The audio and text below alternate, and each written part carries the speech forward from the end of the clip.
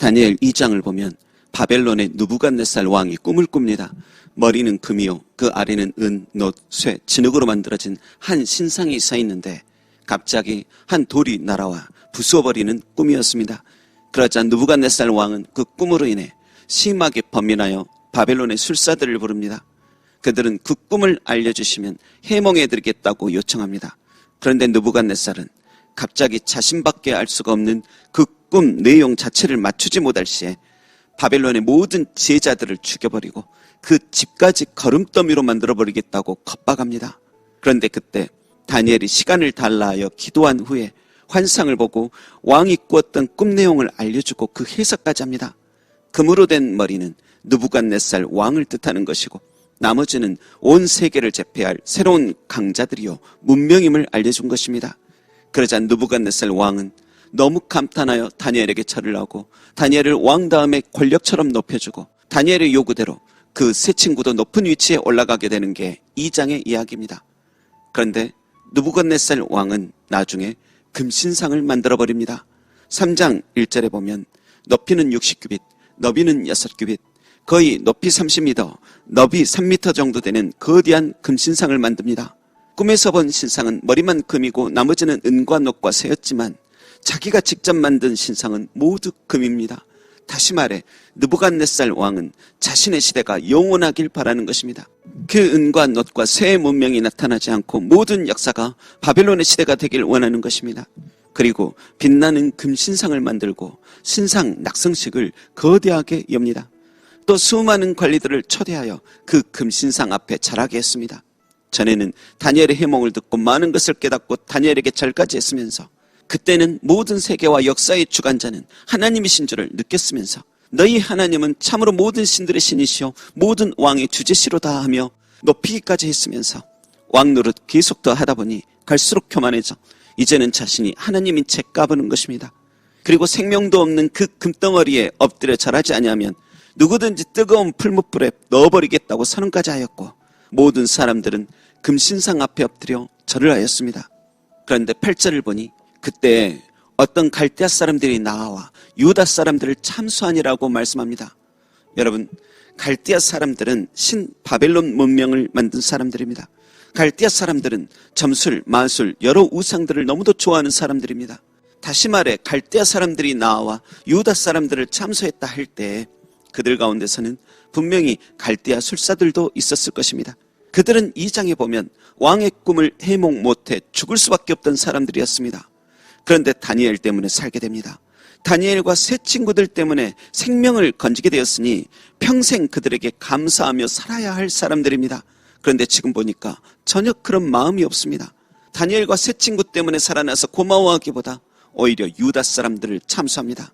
여러분, 여기서 참수라는 단어는 조각조각 잘게 씹어버린다는 뜻인데 갈대아 술사들은 자기 생명의 은인들을 너무도 시기하고 질투하여 잘게 씹어버리고 싶었던 것입니다. 그래서 유대인들은 우상 앞에 절을 하지 않으니까 이때가 기회다. 지금이 잘게 씹어버릴 수 있는 절호의 찬스다 여기고 왕 앞에 고발하는 것입니다. 왕이시여, 악기 소리가 나면 그때 금신상에게 절하라 하셨고 안 하면 풀무불에 넣어버린다 하셨는데도 유대인 출신 사드락, 메삭, 아벳느고가 절하지 않습니다. 그 소리를 듣자 왕은 분노하여 그들을 끌고 오라 하였고 마지막으로 기회를 다시 한번 줍니다. 15절 함께 읽습니다. 이제라도 너희가 준비하였다가 나팔과 피리와 수금과 사면금과 앙금과 생황과 및 모든 악기 소리를 들을 때 내가 만든 신상 앞에 엎드려 절하면 좋거니와 너희가 만일 절하지 아니하면 즉시 너희를 맹렬히 타는 풀무불 가운데서 던져 넣을 것이니 능히 너희를 내 손에서 건져낼 신이 누구에 있겠느냐 하니 이 구절을 보면 마치 왕이 사채꾼 같습니다. 이제라도 돈 갚아라. 안 그러면 보복한다고 위협하는 깡패들 같습니다. 그런데도 사드락, 메삭, 아벳느고는 자신의 신앙을 고집합니다. 자신의 자리보다 명예보다 하나님을 선택해버린 것입니다. 그래서 이렇게 대답합니다. 왕이여, 우리가 섬기는 하나님이 계시다면 우리를 맹렬히 타는 풀무불 가운데서도 능히 건져내시겠고 왕의 손에서도 건져내시리이다. 그렇게 하지 아니하실지라도 왕이여, 우리가 왕의 신들을 섬기지도 아니하고 왕이 세우신 금신상에게 절하지도 아니할 줄을 아옵소서. 여러분, 결연한 거절은 늘 어려운 법입니다. 목구멍까지 타들어가는 생명의 위협과 불안 속에서도 자신의 지조를 지킨다는 것은 정말 보통이 아닌 일입니다. 그렇다고 이 사람들이 왕을 언제나 무시하고 왕의 모든 말을 거역하겠다는 게 아닙니다. 왕보다 더 위대하신 왕 중 왕 하나님의 지엄한 말씀을 거부할 수 없다는 뜻입니다. 왕이 싫어 거절하는 게 아닌 하나님의 말씀을 거역하기 싫다는 뜻입니다. 그러나 그것을 전혀 알 리가 없는 왕은 분노로 가득해집니다. 마지막 기회까지 주었는데도 거절하는 그들을 보면서 너무 괘씸해진 것입니다. 그리고 뭔가 결심했다는 듯이 얼굴빛을 바꾸고 명령합니다. 풀무불을 평소보다 7배나 더 뜨겁게 하라. 그리고 저들을 묶어서 그곳에 던져버려라. 여러분, 그 불길이 얼마나 뜨거운지 명령에 의해 결박시키고 끌고 간 사람이 타 죽을 정도였습니다. 그런데 사드락, 메삭, 아벳느고는 비명도 안 지릅니다. 왕이 이상히 여겨 자세히 불 속을 보니 분명 3명을 던졌는데 4명이 있습니다. 확실히 결박시켜 던졌는데 그들의 몸은 풀려있고 불 가운데서 자유롭게 다니는데 상하지를 않습니다. 여러분, 4번째 그 사람 곧 천사가 그들을 지켜주는 것입니다.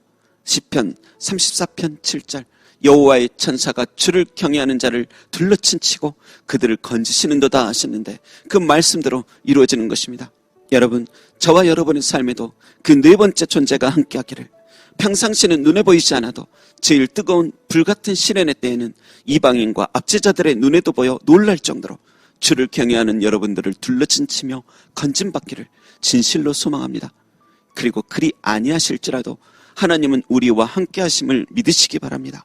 신약의 스데반은 하나님의 개입 없이 결국 돌에 맞아 순교로 끝났지만 하늘 보좌 우편에서 4번째 존재보다 더 위대하신 예수님께서 일어나 경의를 표하셨듯이 세상 속 실패가, 삶의 시련 속에서 드렸던 간절한 기도가 결국 죽음으로 끝이 났어도 우리의 바람대로 그렇게 되지 않았을지라도 하나님께서는 당신을 방치하신 게 아니심을 꼭 잊지 마시길 바랍니다.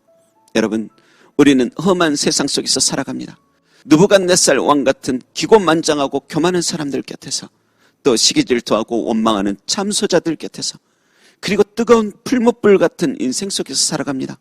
그러나 우리 눈앞에 어려운 현실과 이상한 사람들만 있다 여기지 마십시오. 당신을 도울 4번째 존재가 있고 우리 주님이 계십니다. 때로 우리 바람만큼 그리 되지 않을지라도 하나님께서는 당신을 사랑하시고 지켜보십니다. 십자가에 달려 처참히 죽으신 예수님은 남들의 눈엔 하나님이 방치하신 것처럼 보여도 결국 부활케 하시고 하늘 보좌 우편에 앉혀주시듯이 우리의 삶에도 하나님의 인도하심은 여전히 변함없습니다. 기도하겠습니다. 거룩하신 하나님, 우리의 삶과 생명을 더욱 주님께 맡기게 하옵소서. 하나님께서 반드시 도와주시며 그렇게 하지 아니하실지라도 난 주님을 사랑합니다 라고 고백할 수 있는 성숙하고 멋진 신앙인들 다 되도록 인도하옵소서. 감사드리며 나의 부활, 나의 생명, 예수님의 이름으로 기도합니다. 아멘.